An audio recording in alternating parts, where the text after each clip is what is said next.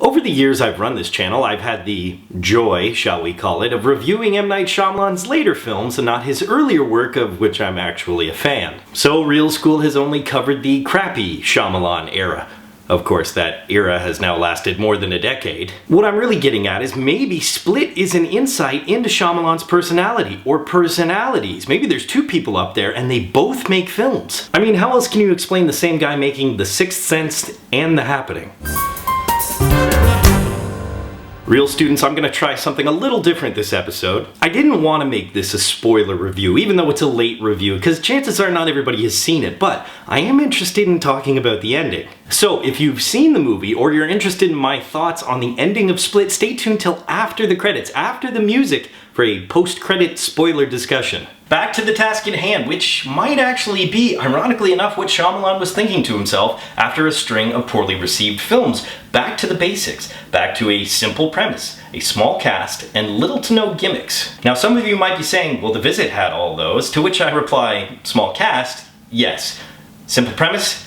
Not so much. Especially because if you think about all the things that needed to happen for the Shyamalanian twist to occur, you realize how convoluted that plot really was. And he used two of my favorite little cinematic gems, that is found footage format and shaky handheld cameras. One of the best things about Split was actually how it was shot. Seemingly, Shyamalan forgot how to be a genius, so he brought another little bit of genius into this project. He brought in cinematographer Mike Giolakis, who breathed in new life into the horror genre with It Follows. Together, Shyamalan and Giolakis not only cover most of the alphabet with their last name, but actually created a very claustrophobic and personal feel to Split, which actually raised the tension.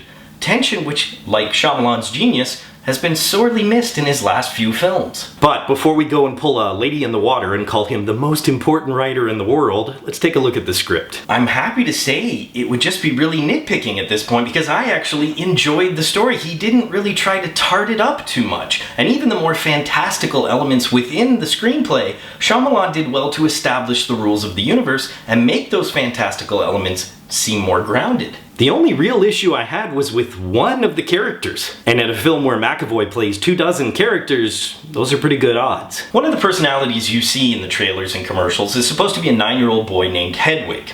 Supposed to be a 9-year-old, simply because this 9-year-old didn't really act like a 9-year-old. In fact, while I was watching the film, I thought perhaps he's supposed to be mentally challenged because he was very simple. But at other times, he says things that a 9-year-old wouldn't really talk about, or a 9-year-old wouldn't know about.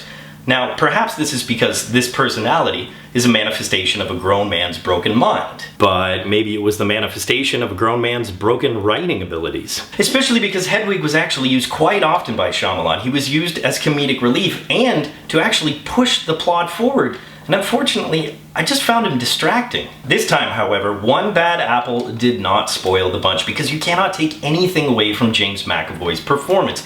24 different personalities. You don't get to see every single one, but you do get to see a lot of them. And everything in his performance changed. His voice, his posture, his mannerisms, that must be exhausting as an actor, but it is thrilling to watch, and it is for the win. And let the winning continue. Boy, a lot of bad people have really ruined that word, haven't they? Is Shyamalan back? Well, a lot of people said that about The Visit. They were wrong, but they said it. And I want to say it now, but it is just one film, so I really don't want to jump to conclusions. Believe it or not, Split is a very well-crafted and solid film, which McAvoy carries on his shoulders almost the entire time. It is a love letter from Shyamalan to his hero Hitchcock, with homages to classics like Rear Window and Psycho, and in the biggest twist of Shyamalan's career, it is an earn it. But please, or Knight, can I call you M? Stop with the cameos. You're not funny, and as much as you love the guy, you ain't exactly Hitch either. Poll question, who is your favorite character with split personalities? As always, leave your answers in the comments section below. Be sure to subscribe to Real School, follow me on Twitter, and of course if you get anything out of Real School, you can always give a little back. Just click the link, and you can become part of my Patreon team. Don't forget, if you want to stick around to hear my thoughts on the ending of the film and possible spoilers, then do so after the credits. But if not, school's out.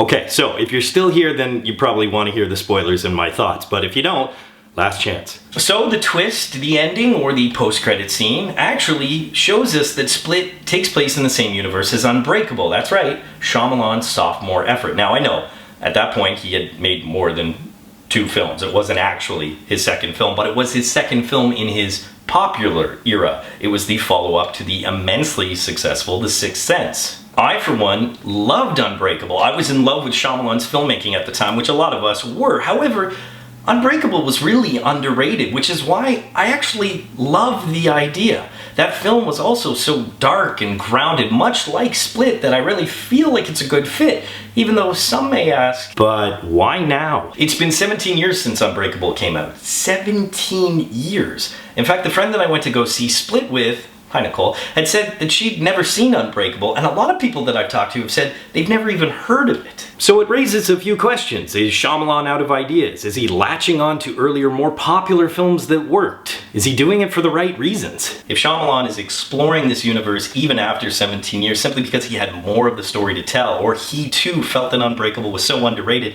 he wanted to bring it back into the light, then I fully support it. I would love to see a trilogy, or maybe even more within this universe. Maybe this is just what Shyamalan does until he retires, because comic book films are popular, but I just hope it doesn't take another 17 years and another 8 or so crappy films. So real students, if you've seen it and you're a fan of Unbreakable, tell me what you think in the comment section below. Just try not to spoil it for other people. But that's it, officially this time, school's out.